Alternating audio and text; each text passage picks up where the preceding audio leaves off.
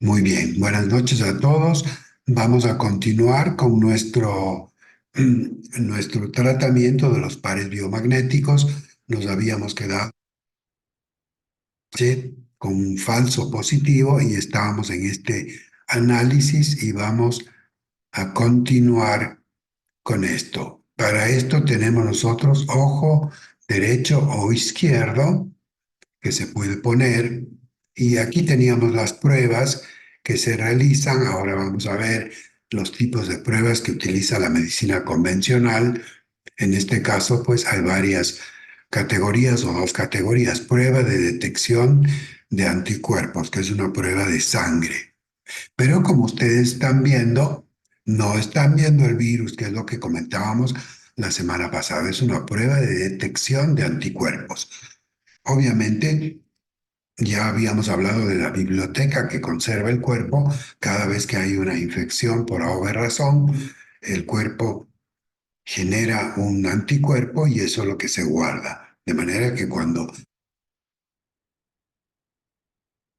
el patógeno puede registrarse.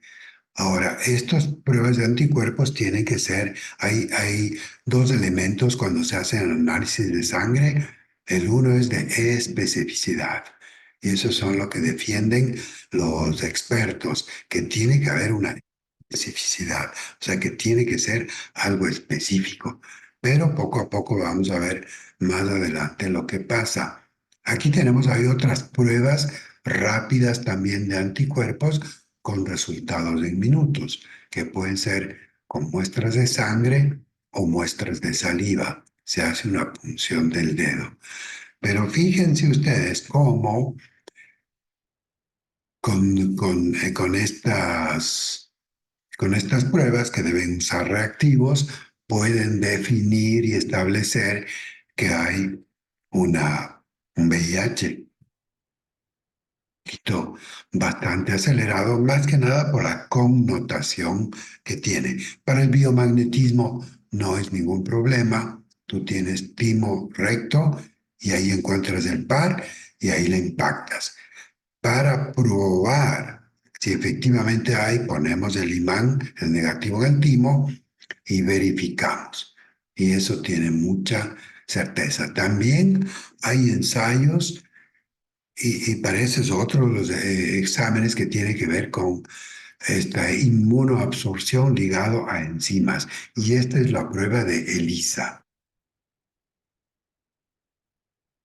Enzimas. Siempre estamos produciendo nosotros sustancias, entre esas son las enzimas, que son catalizadores o son procesos que ayudan al trabajo del organismo. Pero asimismo, pues es relativo. No se olviden que Gallup, cuando lanzó en el año 84, Robert Gallup de Estados Unidos, ese mismo día se patentó la prueba de ELISA. Aquí tenemos el Western blot, esa es otra manera que tienen, que es una prueba de confirmación que sí realiza si el ELISA da positivo, pero hay justamente en la internet un estudio que hacen los científicos australianos y entonces una misma sangre envían a los 20 mejores laboratorios de los Estados Unidos. El laboratorio da una interpretación. Además que los valores de referencia varían de país a país. Es en Australia, otro es en Estados Unidos, otro es en Francia, otro es en Alemania, otro es en Inglaterra. O sea, no hay una cosa absoluta. Pero volviendo sobre el tema del examen de sangre, resulta, o de la prueba de este Western, que en las bandejas de una misma sangre hay resultados de laboratorios en las que dicen sí, es positivo, y en otros laboratorios es negativo. Entonces, tampoco puede ser una estimación o una valoración que que sea absolutamente real. Eso es lo que tiene que ver con este tipo de pruebas.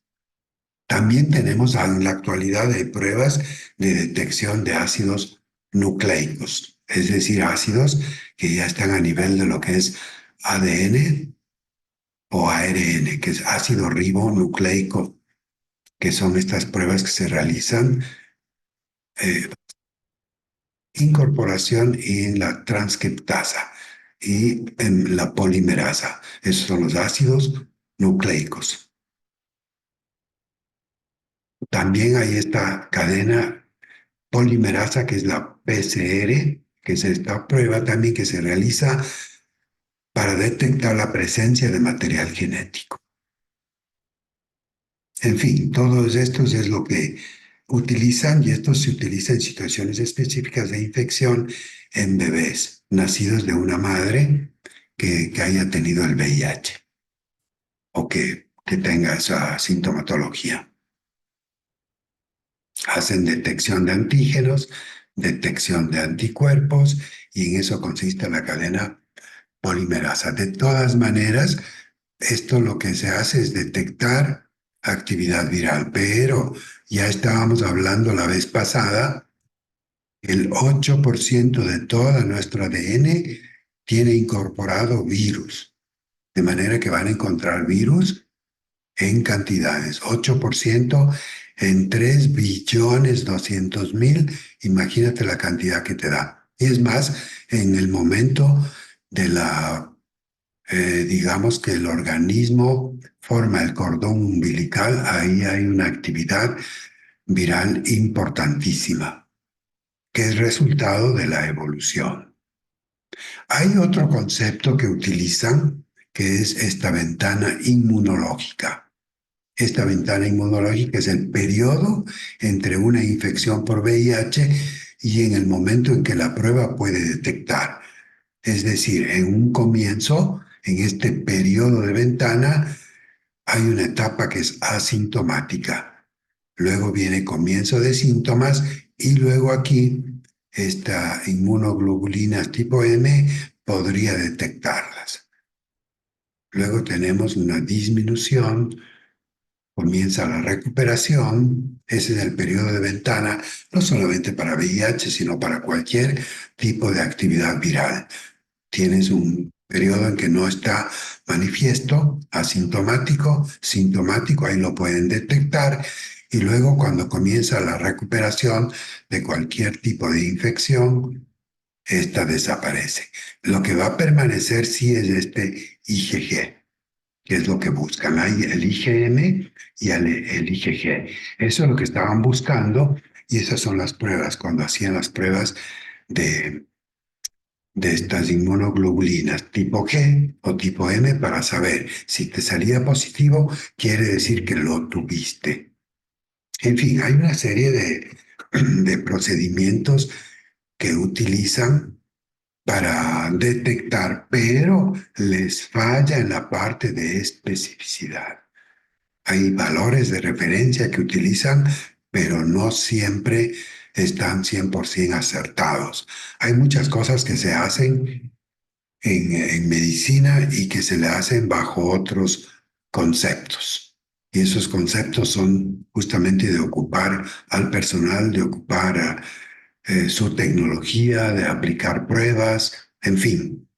Justamente conocí una persona que estudió en Cuba, estudió medicina, y obviamente sabemos que allá no tienen recursos. ¿Esto qué es lo que va a hacer? Como profesionales van a ser buenos clínicos. Y esta persona me comentaba y me decía, los doctores encargan una gran cantidad de pruebas, pero no se fijan en la clínica del paciente. ¿En qué consiste la clínica del paciente? En revisar toda su sintomatología.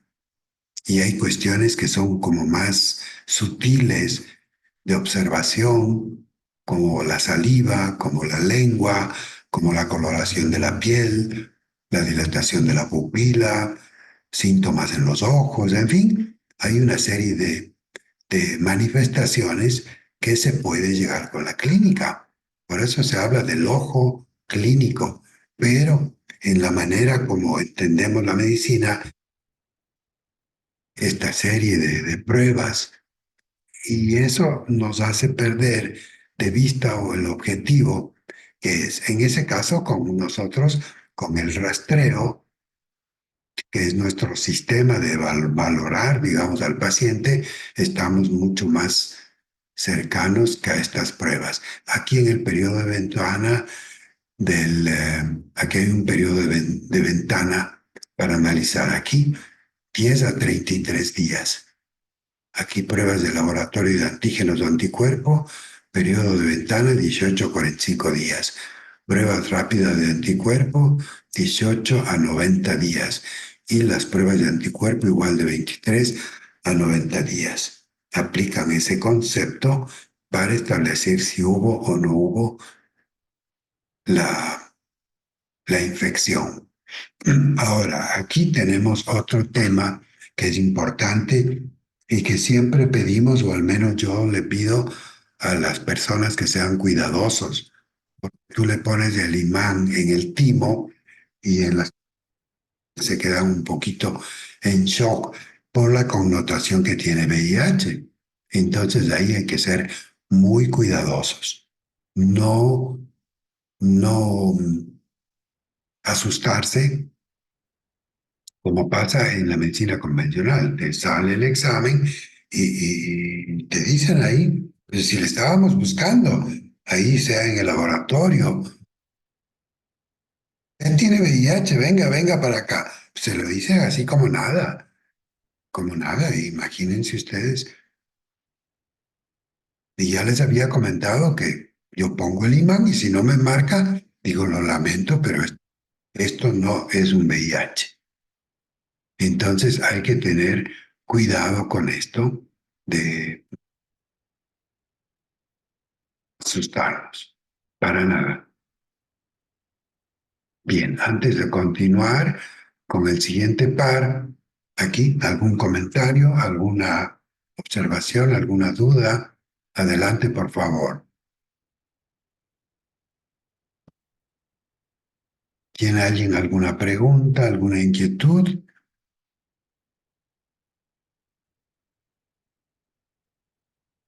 Vamos a continuar. Bien, aquí tenemos 100 y este tiene que ver con la microcirculación del cerebro. Aquí ponemos 100 y este es un par especial que tiene que ver con la microcirculación cerebral. La microcirculación son pequeños vasos. No se olviden que tenemos como, ¿sí? Como grandes ríos en la naturaleza, pero estos ríos poco a poco pueden ir, esos pequeños o capilares que se conocen, se encuentran dentro del cerebro y son responsables de suministrar sangre a los tejidos cerebrales. Está compuesta principalmente de arteriolas, ya no son arterias grandes, capilares y vénulas. Arteriolas y vénulas. Las unas están representadas la sangre venosa en color azul y la sangre que tiene oxígeno, pues las arteriolas con sangre con color rojo.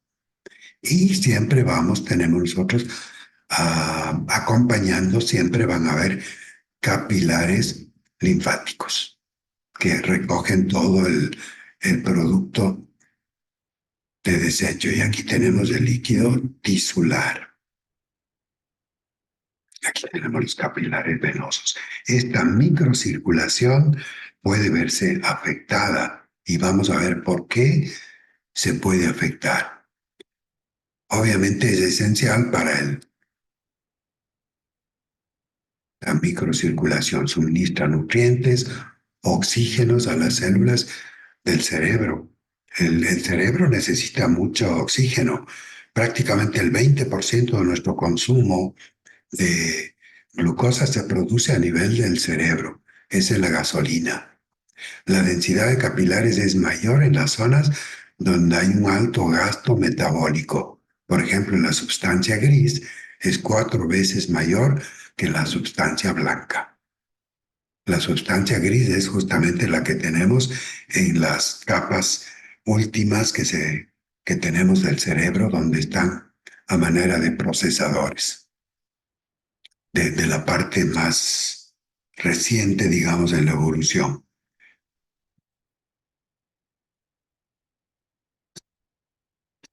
Sanguíneo de la microcirculación cerebral es crucial para mantener un entorno cerebral óptimo. Aquí tenemos el flujo sanguíneo, aquí hay una presión hidrostática, aquí hay una presión osmótica y aquí tenemos el líquido intersticial. Aquí se forma justamente el, los capilares linfáticos.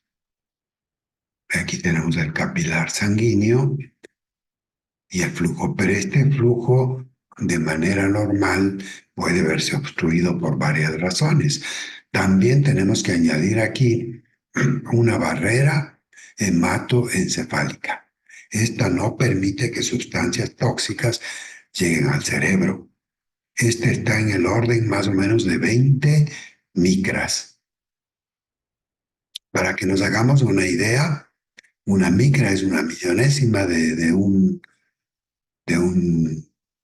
centímetro y más o menos un virus tiene puede ser entre 20 hasta 200 o 300 micras. Una proteína más o menos puede tener 20 micras. Entonces, esto es una barrera que no permite que pase. Forma células endoteliales, protege la microcirculación cerebral y controla selectivamente las sustancias que van hacia el tejido cerebral. Es decir, un sitio que ya es una estructura más organizada, más grande, no va a poder pasar esta barrera hematoencefálica. Qué maravilla que tenemos nosotros de, del diseño de la naturaleza que nos protege.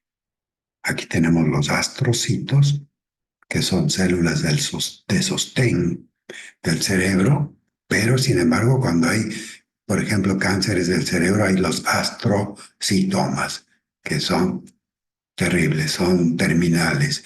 Y aquí tenemos las neuronas con su soma o su cuerpo y las dendritas, que son las que conectan e interconectan entre sí. Y aquí tenemos la glucosa, que está así, tranquilamente puede entrar el oxígeno, el CO2, tienes hormonas también tienen que entrar, por supuesto, y el etanol. Estos tienen tamaños que pueden ingresar y atravesar la barrera hematoencefálica. Eso es una buena protección. Sin embargo, pues con el diseño de sustancias ahora, pues tratarán de entrar al cerebro. Aquí tenemos alteraciones en la microcirculación, por ejemplo, una reducción del flujo sanguíneo. Esto va a ser terrible. Eso es lo que se produce, por ejemplo, lo que se conoce en el parto cuando hay una falta de oxígeno. Hay anoxia, es decir, hay falta de oxígeno a nivel del cerebro cerebral con consecuencias terribles en el transcurso de la vida. Si hay un cordón umbilical que está asfixiando al bebé, esto puede durar un par de minutos y es suficiente para que se produzca esta afectación. Hay condiciones como los accidentes cerebrovasculares también o las isquemias. Aquí tenemos un ictus hemorrágico. Si hay una hemorragia, pues entonces no va a haber suministro sanguíneo a determinadas áreas. Aparte de que se va a formar todo un coágulo. También hay un ictus isquémico. En este caso el derrame, en este caso llega suficiente suministro sanguíneo hacia el cerebro.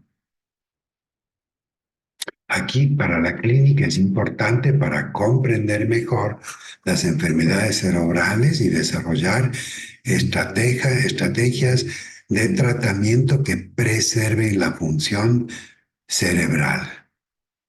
Entonces, esto es importantísimo. Siempre hago referencia a la cantidad del sistema arteriovenoso, el sistema nervioso, 100.000 kilómetros, el sistema arteriovenoso, 80.000 kilómetros tenemos nosotros en nuestro cuerpo de red arteriovenosa, 80.000 kilómetros en línea recta o en línea, simplemente equivale a 2 veces la circunferencia de la Tierra, 80.000 kilómetros.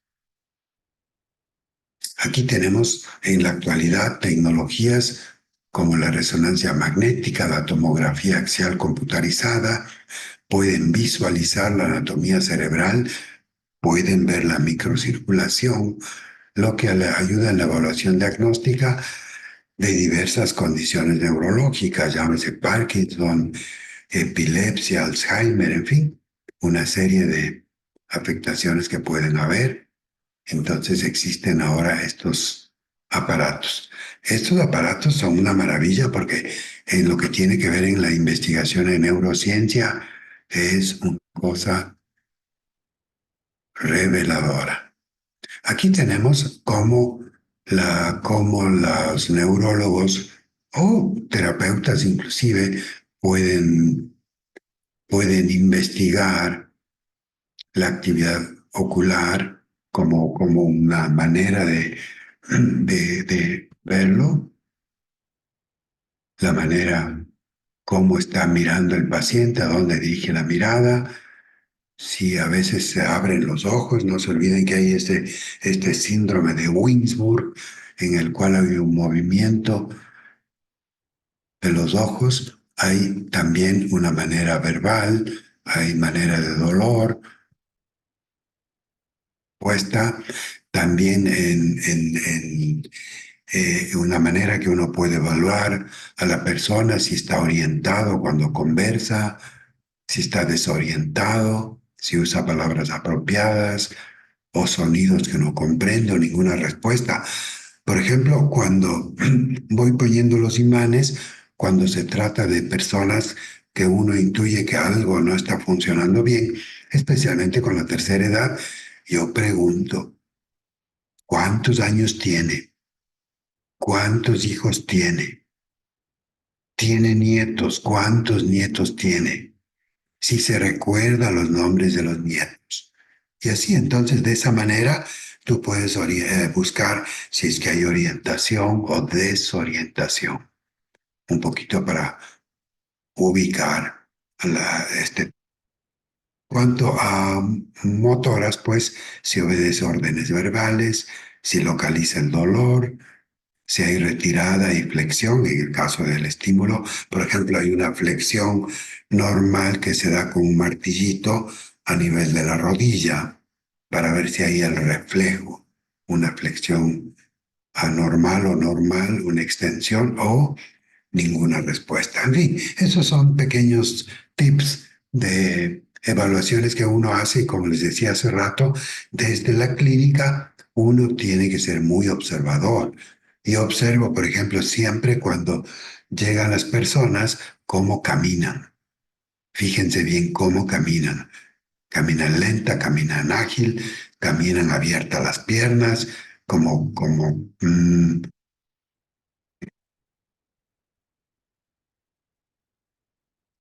antes de revisar. Bien, aquí tenemos los accidentes cerebrovasculares, es decir, se producen una obstrucción, puede ser por un coágulo, por una hemorragia o por una isquemia, que no llega suficiente sangre al cerebro. Se altera el flujo normal, hay una interrupción. También hay una vasculitis cerebral, esto sería una afección del sistema arteriovenoso. Los vasos sanguíneos cerebrales pueden comprometer la integridad de la microcirculación. Hay una elasticidad normal que se pierde, digamos, con los años es como yo lo comparo como con una manguera de jardín. Cuando está mucho tiempo al sol, esta pierde ya su flexibilidad. Si tú aumentas el flujo de agua, entonces no va a absorber esa presión. Por eso sube la presión arterial. Esa es la hipertensión. Ya no hay esta resistencia, aumenta la resistencia y obviamente hace que suba la presión sanguínea. Y en ese caso, cuando se ha perdido la elasticidad. Pero ese es un factor que yo lo considero normal por envejecimiento. Obviamente, si es que hay ciertos estilos de vida, como puede ser tabaquismo y otras cosas, se va a perder esta flexibilidad y puede haber una vasculitis cerebral. Hay enfermedades neurodegenerativas, como la de Alzheimer. Aquí se puede ver un cerebro que está normal. Este es un corte de la masa cerebral. Esta es la parte anterior, esta es la parte posterior, estos son los ventrículos y en el Alzheimer esta tiende a degenerarse. Por eso se habla de enfermedades crónico-degenerativas, acumulación de placas beta amiloideas y la degeneración de los vasos sanguíneos que afectan la microcirculación. También puede haber una demencia vascular, cambios en los vasos sanguíneos cerebrales que contribuyen a la demencia vascular. Si no hay suficiente suministro, entonces obviamente la función cognitiva, eso que estábamos hablando hace un momento, la respuesta a una pregunta, ese sería en el plano, digamos, cognitivo, de saber si está orientado, saber qué día es, qué.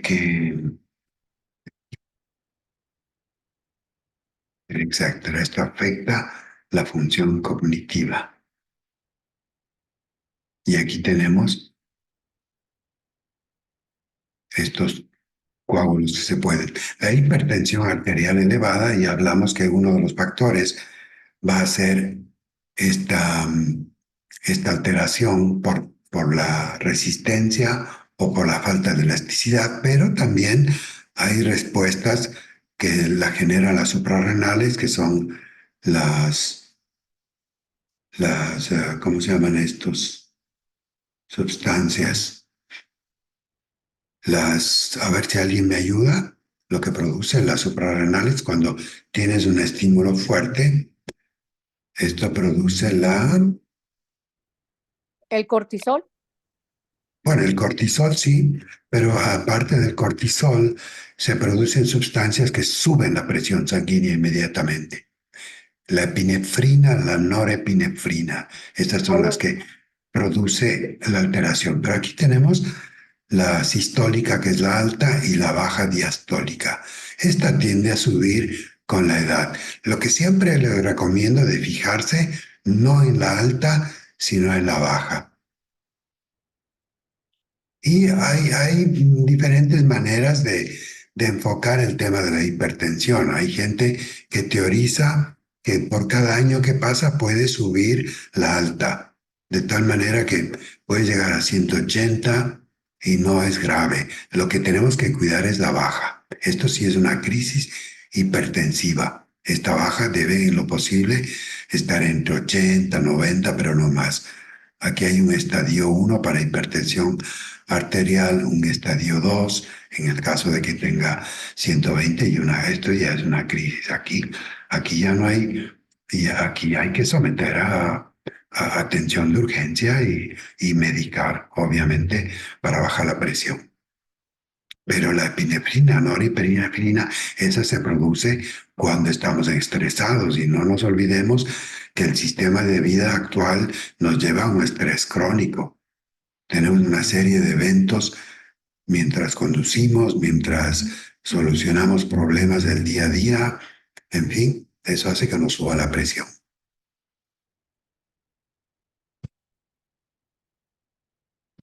Bien, la diabetes también puede alterar la microcirculación del cerebro, daña los vasos sanguíneos, hay una microangiopatía. Angio del sistema arteriovenoso, apatía de patología y la microangiopatía. Afecta la microcirculación cerebral. También tenemos factores de riesgo cardiovasculares como el exceso de grasa, hiperlipidemia, que va envolviendo y esto obviamente va a afectar al flujo sanguíneo. Y esa falta de flujo va a afectar a los pequeños vasos cerebrales. El tabaquismo, ya lo comentamos, puede dañar los vasos sanguíneos y aumentar el riesgo de enfermedad vascular cerebral, porque no hay suficiente suministro. Esto va a colapsar el intercambio gaseoso. Lesiones cerebrales traumáticas también. Un traumatismo craneal puede dañar los vasos sanguíneos. No sé si les comenté la semana pasada justamente de este señor que era papá de un colaborador mío, era electricista y se cayó desde un poste. ¿Quién sabe? Le dio una descarga eléctrica y cayó 4 o 5 metros de altura. Perdió la memoria como 2 meses que no recordaba nada, pero poco a poco se fue recuperando. Le quedaban unas lagunas, digamos, lagunas mentales, pero poco a poco iba volviendo. Problemas hemorrágicos, obviamente, trastornos en la coagulación, si así que se produce aquí un taponamiento, entonces va a afectar y pueden haber hemorragias cerebrales también. Son problemas hemorrágicos, enfermedades genéticas también que afectan a los vasos sanguíneos. Aquí tenemos una coagulación normal, una herida coagulada, pero en la hemofilia ahí se alteran los factores de coagulación. Nosotros tenemos el par que tiene que ver con cadera a cadera, que es la clamidia, aplicar para los factores de coagulación, especialmente cuando hay esos sangrados abundantes en el periodo menstrual o también hay sangrados abundantes cuando hay, eh, cuando hay estos, son quistes, ¿cómo se dice en el ovario, en el útero? Se producen unos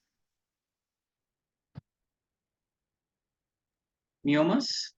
miomas, correcto, miomas en el útero.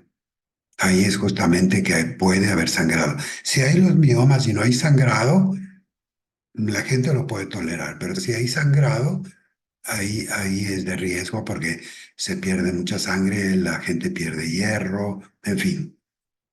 Finalmente puede haber una cirugía sin, evitando, digamos, hacer una histerectomía, pero sí ha funcionado y funciona si aplicamos nosotros cadera a cadera. Ahí está la clamidia pneumoniae que afecta a los factores de coagulación y también cuando se producen estas manchas por alguna razón. Bien, algún comentario antes de continuar respecto de esta microcirculación?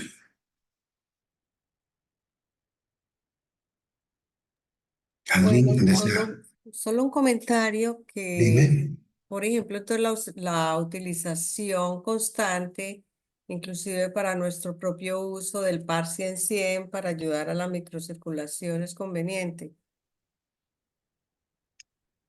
Te ayuda para la microcirculación, te ayuda para el dolor de cabeza.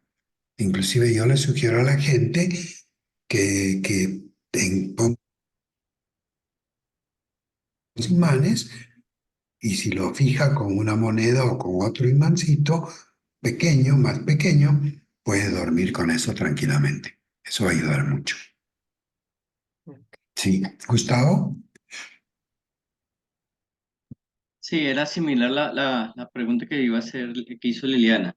Es decir, que es muy conveniente, así no tengamos, no nos marque, pero como mantenimiento colocarnos regularmente este par Y lo que mencionabas de lo del tema de la diabetes, como hay problemas sanguíneos, cuando está llegando la sangre al cerebro, pues el cerebro digamos, la naturaleza del cuerpo, para darle una mejor viabilidad al cerebro, pues manda todo lo que pueda hacia allá y a veces puede dejar corto al ojo. Y por eso es que muchas de las personas que sufren diabetes, lo primero que pierden es la vista, porque en lugar de que hayan pérdidas a nivel de conexiones cerebrales, entonces el organismo prefiere ir reduciendo poco a poco el ojo. Entonces, esa es la causa de por qué los diabéticos muy frecuentemente empiezan a disminuir su calidad de visión. Sí, porque el consumo, digamos, el consumo sanguíneo para el procesamiento ocular, pues esto es un consumo bastante alto. Y sí tiene sentido lo que tú dices, o sea, sacrifica pues esta parte, pero el resto funcionando.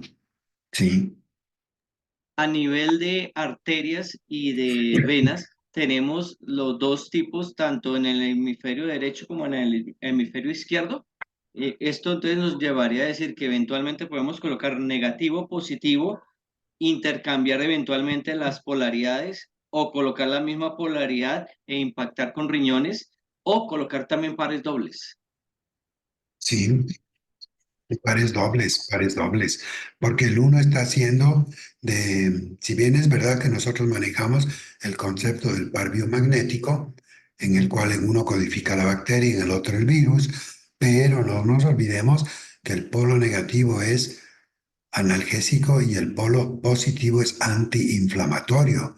Entonces, aplicar doble, estamos haciendo la función doble, optimizando el resultado. Ujú. Bien, algún otro comentario? ¿Alguien quiere añadir algo?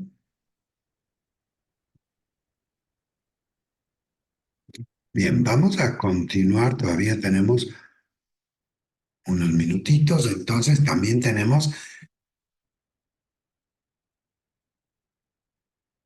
como estos temas que tienen que ver con la coagulación o en la hemofilia, en la que no se produce la coagulación. Y ahí sí el tema es grave. Bien, también es importante destacar que estos factores pueden interactuar entre sí en una persona, puede tener múltiples factores de riesgo. El envejecimiento natural también va a influir en la microcirculación cerebral y la resistencia se produce, o sea, al paso de la sangre porque se cierra el digamos, luz, se podría decir, la luz por donde pasa la sangre, que vendría a ser la arteria o la vena, y aparte de eso, la falta de elasticidad. Pero si además hay acumulaciones de grasa, entonces ahí se complica. Pero hay maneras de limpiar, tomar líquido, suficiente líquido, el ajo, un dientecito de ajo en la noche, está aplastado. La lisina ayuda a limpiar los conductos, digamos, que vendrían a ser el sistema arteriovenoso. En fin, hay que buscar esto. También se pierde reflejo como tomar líquidos. Eso se ve muy a menudo que la gente no toma suficiente líquido. Esto es importante, tener la sangre que no sea viscosa y no sea espesa. Aquí tenemos la identificación temprana, pues va a ayudar a preservar la salud. Y el sedentarismo es un tema que hay que trabajar y qué mejor que la gente pues no caiga en el sedentarismo, porque cuando ya se retiran, digamos, de la vida laboral, hay la oportunidad de mantenerse activos, caminar, hacer deporte no intensivo, pero mantenerse activos. La inactividad no es muy favorable para la salud en general del organismo. Así que la recomendación que, que caminen. Conseguí, no sé si hablé contigo, Gustavo, me llegó este aparato, esta máquina como la que tú me mostraste, y lo he probado con varias personas, especialmente gentes mayores y otros más jóvenes.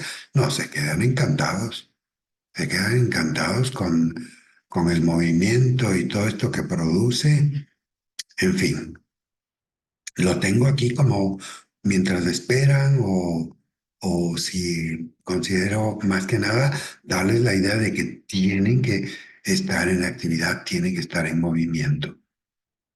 Sabes que puedan tener ciertos dolores, pero eso va a ayudar mucho.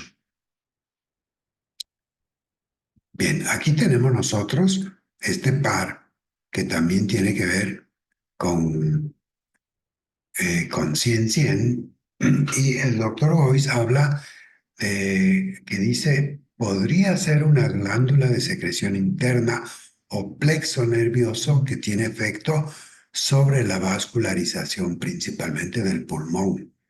El doctor Boyce trabajó durante muchos años en un hospital especializado justamente en estos temas pulmonares y hacía terapias, iba donde los pacientes, les hacía terapias y aplicaba varias técnicas.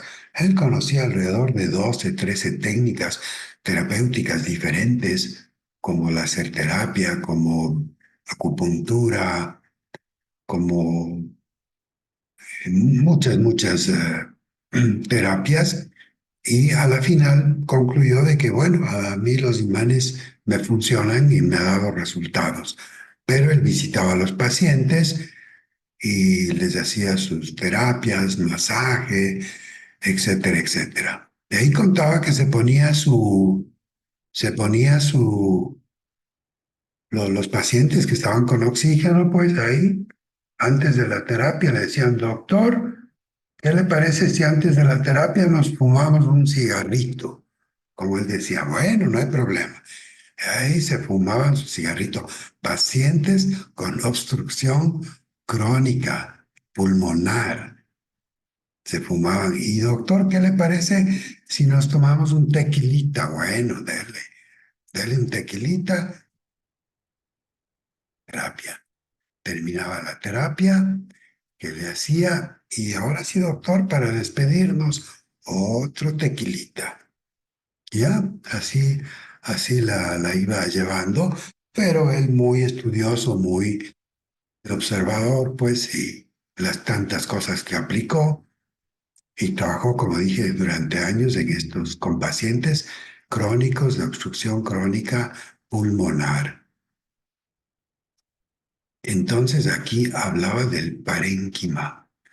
En un paciente con efisema pulmonar, de acuerdo a sus observaciones, se asocia el Microbacterium lepra.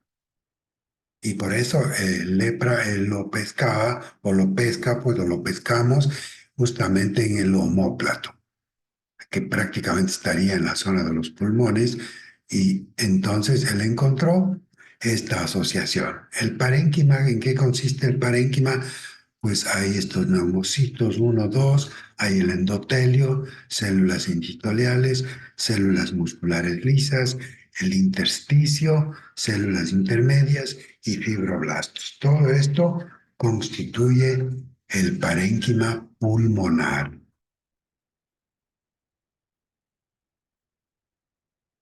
Y a él habla de otro concepto también que muy poco se ve en la literatura, que obedece a una ley de la física.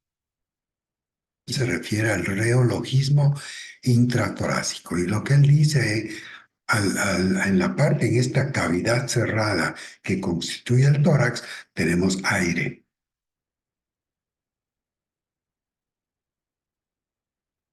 Absorbemos o ingerimos o ponemos en nuestro cuerpo 10.000 litros de aire. Sangre.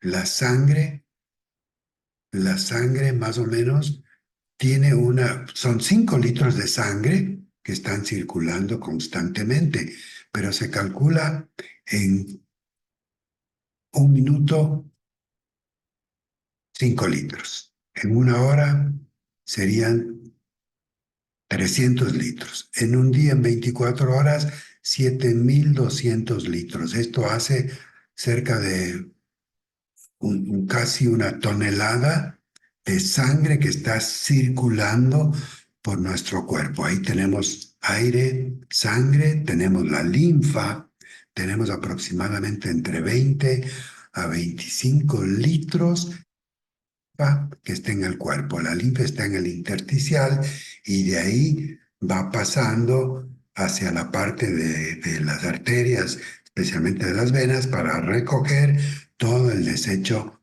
tóxico del organismo. Entonces tenemos aire, sangre, tenemos linfa y tenemos lo que son los humores, que son las sustancias que producen las glándulas, sean de secreción interna o secreción externa, especialmente interna, que son la que circula a través de la sangre.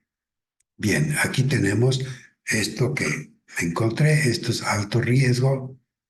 En el caso de afecciones, la sangre, por ejemplo, es una afección de alto riesgo, secreciones genitales, semen, secreciones vaginales, fluidos corporales provenientes de cavidades. No se olviden de las cavidades, siempre de las P: pleura, periósteo, peritoneo, pericardio, cavidades articulares y meninges.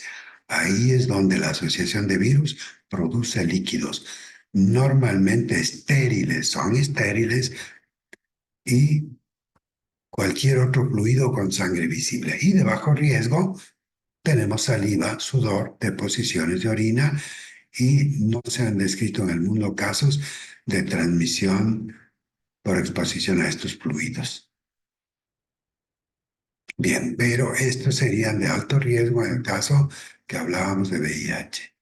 Aquí tenemos en un espacio cerrado por donde circulan fluidos, el aumento de uno condiciona la disminución de otros. Ese es el concepto básico al que se refiere.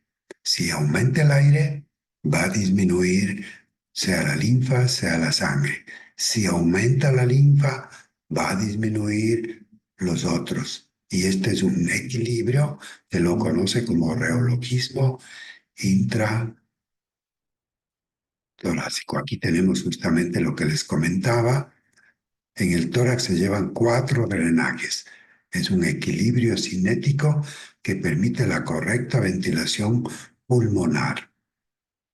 Y estos 4 drenajes son aire, linfa, humores y sangre. Aquí tenemos todas las enfermedades obstructivas crónicas se deben al atrapamiento del aire ventilatorio por obstrucción bronquial. Y luego, pues, por espasmo, es decir, tiene que ver el tema tanto vascular como tiene que ver la obstrucción bronquial. Aquí tenemos la obstrucción bronquial. Estos fenómenos es lo que explica el doctor Boyce, son simultáneos, independientes, pero son simultáneos y además lo explica, son curables. Y por eso al aplicar 100-100, al aplicar, al establecer este par que está en el Mycobacterium leprae, con el que él trabajó, ese es un gran aporte del doctor Boyce y del par biomagnético a nuestro quehacer. Bien, si tienen alguna pregunta, y ya estamos en el tiempo. ¿Tienen alguna pregunta? Adelante, por favor. Bien. Si no es así, pues entonces les deseo un buen fin de semana y nos estamos viendo la próxima semana. Así que cuídense, un abrazo para todos y gracias por venir a esta clase. Muchas gracias, Doc. Doc. Buenas noches. Nos Chao, vemos. chao. Buenas Buenas noches a todos. Chao, chao. Buenas noches. Chao, chao. Chao.